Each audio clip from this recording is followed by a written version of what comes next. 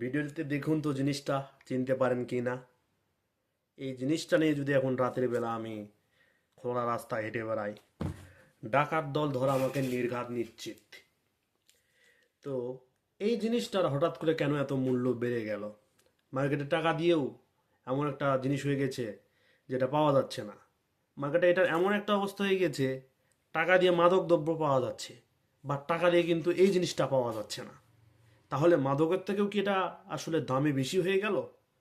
আর এটা দামে বেশি হওয়ার কারণ কি, সেটার আমি একটা সম্ভাব্য জিনিস শেয়ার করব। আর আজকে আমি এটা এইরকম দুইটা বোতল কিনেছি, এবং এই দুইটা বোতল কিনতে গিয়ে যে এত পরিশানির ভিতরে আমাকে পড়তে হয়েছে, আমি আসলে এটা আপনাদের সঙ্গে শেয়ার না করে থাকতে পারলাম না। তো বর্তমান বাজারে সয়াবিন তেল বা ভোজ্য তেল, যেটাই বলি না কেন, এটা একটা সিন্ডিকেটের সব থেকে শীর্ষ পর্যায়ে রয়েছে। বাংলাদেশের প্রেক্ষাপটে বাকি সকল 6 মাসেই যদি বা 12 মাসেই যদি কোনো সমস্যা না হয় তেলের, বাট রমজান মাস বা রোজার মাস আসলে আপনার কিন্তু এই সয়াবিন তেলের একটা সিন্ডিকেট হবে। তো আজকে বাজারে গিয়েছিলাম, বাসায় তেল নেই, অনেক দিন যাবৎ খোলা তেল খাচ্ছি। তো খোলা তেল খাইতে আসলে ভালো লাগে না, টেস্ট পাওয়া যায় না। বোতলজাত তেলে যেরকম একটা টেস্ট পাওয়া যায়, সেরকম টেস্ট কিন্তু খোলা তেলে কখনো পাওয়া যায় না। বাজারে গেলাম, অনেকগুলো দোকানে ঘুরলাম যে সয়াবিন তেলের বোতল পাওয়া যাবে কি যাবে না। তো আমি একটা ভুল করেছিলাম, বাজারে যখন গিয়েছিলাম আসলে প্যান্ট শার্ট পরে গিয়েছিলাম, যে কারণে অনেকে আসলে আমাকে তেল দিতে চায় নাই। সেখানে হয়তো বা আমি যদি সাধারণ পোশাক লুঙ্গি এবং ছেঁড়া একটা জামা পরে যেতাম, মানে ময়লা একটা জামা পরে যেতাম, খুব সহজে পেতাম। যাই হোক, 2-3টা দোকান খোঁজাখুঁজি করার পর একটা দোকানে পাইলাম। বাট সে তেলের বোতল আমাকে হস্তান্তর করার পূর্বেই বলল, তেল আছে, দেওয়া যাবে, আপনার কত লিটার লাগবে। আমি বললাম দেন, আপনি কতটুকু দিতে পারবেন, দাম বলেন। উনি বলল 220 টাকা লিটার পড়বে। অর্থাৎ আমি যদি এরকম একটা বোতল নিতে যাই, এটার দাম পড়বে 440 টাকা। ওকে, এখন তো আমি পরিস্থিতির শিকার। আমি বললাম ভাই এত দাম কেন, এটার দাম বেশি হওয়ার কারণ কি? উনি আসলে নিজেকে কাজের ভিতরে ব্যস্ত দেখালেন। তার থেকেও ইন্টারেস্টিং জিনিস, তিনি যখন আমাকে বোতলটা দিল,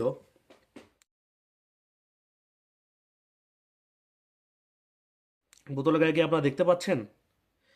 বোতলের গায়ে আমি ক্যামেরাটা ব্যাক করে দেখাই দিব। তো বোতলের গায়ে এটার যে খুচরো মূল্য আছে, লেখা আছে 350 টাকা। এখানে মূল্য লেখা আছে 350 টাকা।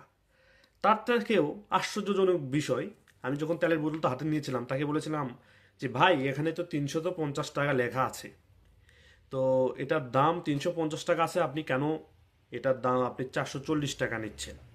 440 টাকা কেন রাখছেন?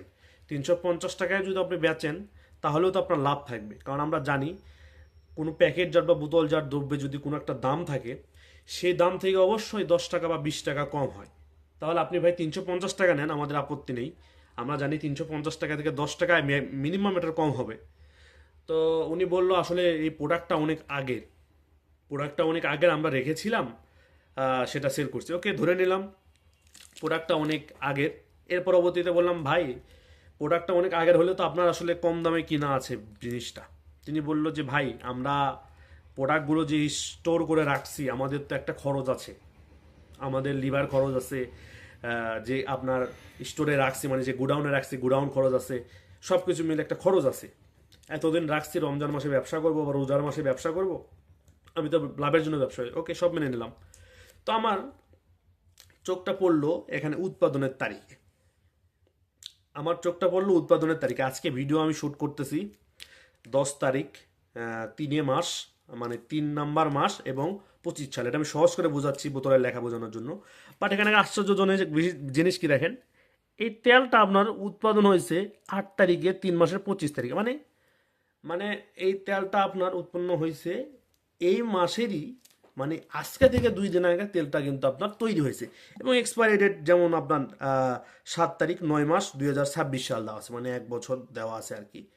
তখন আমি তাকে জিজ্ঞেস করলাম ভাই এটা তো রানিং ডেটের মাল, রানিং ডেটের মাল আপনি বলছেন যে আপনি এটা স্টোর করে রাখছেন, যে এই তেলটা উৎপন্ন হয়েছে আপনার 2 দিন আগে, মানে 2 দিন আগে তেলটা আপনার বোতলজাত হয়েছে বা 2 দিন আগে তেলটা আপনি পাইছেন, যাই হোক কোম্পানি থেকে এটার জন্মই হয়েছে 2 দিন আগে, মানে 8 তারিখে, মানে আজকের আগের দিন আর আগের দিন এটার জন্ম হয়েছে বা এই তেলটা উৎপাদন হয়েছে, তাহলে ভাই এখন আপনি বলছেন যে এটা স্টোর করা ছিল। তখন ভাই বলল যে ভাই, কোম্পানি থেকে আমরা আসলে প্রোডাক্ট পাচ্ছি না। তখন আমি তাকে আবার উল্টো জিজ্ঞাসা করলাম যে ভাই, কোম্পানি থেকে প্রোডাক্ট পাচ্ছেন না, তাহলে এই তেলটা আপনি কোথায় থেকে পেলেন? তখন তিনি আমাকে জবাবে বলল যে প্রোডাক্ট প্রোডাক্ট যেটা রয়েছে আমাদেরকে কোম্পানি দিচ্ছে, বাট ওভার প্রাইসে দিচ্ছে। আমি বললাম কীরকম ওভার প্রাইস? তিনি বললো এই তেলটা আমাদের কাছ থেকে নিয়েছে 420 টাকা। আমরা কি 2 লিটার তেল বিক্রি করে 20 টাকা লাভ করব না? হ্যাঁ, তার কথায় যুক্তি আছে। এখন আমি তো চাইলেই আর তার ক্রয়ের মেমোটা তো দেখতে পারবো না যে এটা কত টাকায় কিনা আছে। বাট অনেকে, সে আমাকে প্রথমে বোঝালো যে কোম্পানি থেকে তেল উৎপন্ন হচ্ছে না, বা বিভিন্ন জায়গায় আমি শুনছি যে কোম্পানি তেল আসলে সাপ্লাই দিতে পারছে না, আবার দেখা যাচ্ছে সাপ্লাই দিলে ওভার প্রাইসে দিচ্ছে। বাট আমার প্রশ্ন, যেখানে এই যে দেখেন রানিং ডেটে আপনার তেল উৎপাদন হচ্ছে, তাহলে তো বাজারে আসলে সংকট হওয়ার কোনো প্রয়োজনই আসে না, বা বাজারে সংকট হবে এমন কোনো প্রশ্নই আসে না। কারণ এই তেলটা দেখুন 8 তারিখে, মানে 2 দিন আগে এটা আপনার সাপ্লাই হয়েছে। মানে রেগুলার তেল কিন্তু কোম্পানি থেকে উৎপন্ন হচ্ছে এবং সাপ্লাই হচ্ছে। এখন এখানে কারসাজিটা কিসের, এটা আসলে ধরা আসলে মুশকিল। এখন প্রশ্ন এখানে থাকে বহুল, যেমন ধরে নিন এমনও হতে পারে কোম্পানি থেকে তেলটা সাপ্লাই হচ্ছে, লোকাল ডিলার পর্যায়ে এসে তারা দামটা বেশি করে দিচ্ছেন। অর্থাৎ ডিলার পর্যায়ে এসে তেলের দাম ধরে নেন এখানে 350 টাকা এমআরপি লেখা আছে, আলটিমেটামলি এটা আপনার যখন আমরা পাইকারি যারা বিক্রেতা সেটা কিনবে, অবশ্যই ডিসকাউন্ট তো পাবেই, কারণ তাদেরকে তো লাভ করতে হবে, তারা তো আর 350 টাকায় কিনবে না। তো এমনও হতে পারে যে এই প্রোডাক্টটা কোম্পানি থেকে আসার পরবর্তীতে যে সকল ডিলাররা সেল দিচ্ছে আপনার পাইকারি দোকানগুলোতে, তারা হয়তো বা এই ভিতরে কারসাজি করতে পারে। আর সব থেকে বড় যেটা বিষয়, কোম্পানি আসলে এরকম ঘটনা খুব কমই করে, আবার করলেও আমার জানা নেই। বাট বাজারে আমি যখন দেখলাম, আমি যাকে যখন ওই 2টা তেল নিলাম, আমি ভাইকে বললাম 2টা তেল লাগবে। আমি দাম শোনার পরবর্তীতে বললাম 2টা লাগবে। উনি আমাকে বললো ভাই আপনি 5টা মিনিট বসেন। তো তার দোকানে আমি আসলে কোনোবার তেলের বোতল দেখি নাই। 5টা মিনিট পর দেখলাম তার ছেলে 2টা বোতল, মানে রানিং ডেটের 2টা বোতল নিয়ে চলে আসলো। তাহলে তেলটা কোথায় থেকে আসলো?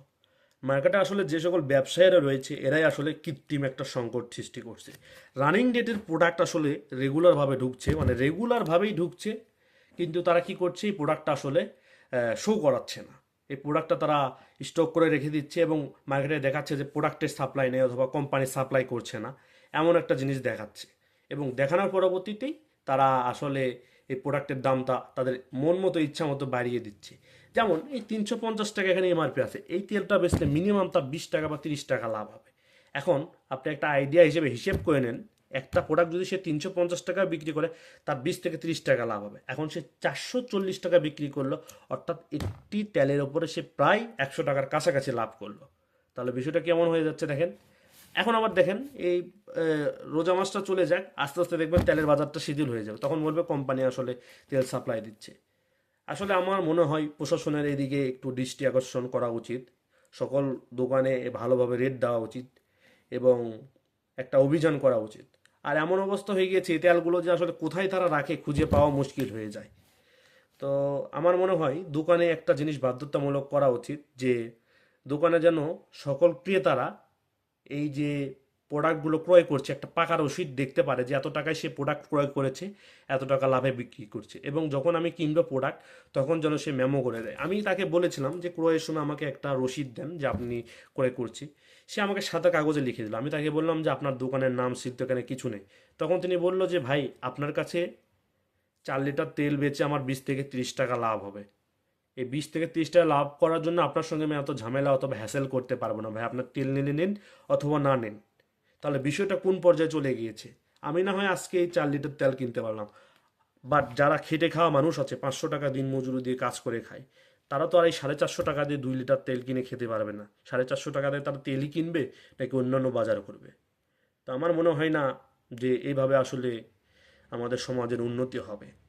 আমাদের উচিত, আসলে প্রশাসনের উচিত এগুলোর একটা জবাবদিহিতা করা, দোকানদার বা যারা ব্যবসায়ীরা আছে এদের সিন্ডিকেট মুক্ত করা। আশা করছি এদের একটা খোলাসা করা উচিত, কারণ এইভাবে তো আসলে দেশ চলে না। তো জানি না এটা কোন পর্যায়ে চলে যাবে। তো যাই হোক, আমি আমার মতামতটি শেয়ার করলাম, আসলে যে ঝামেলার মধ্যে পড়েছিলাম বা আজকে যে সিস্টেম করে তেলটা নিয়ে আসলাম ভোজ্য তেল, তো সেটা আপনাদের সঙ্গে আমি শেয়ার করলাম।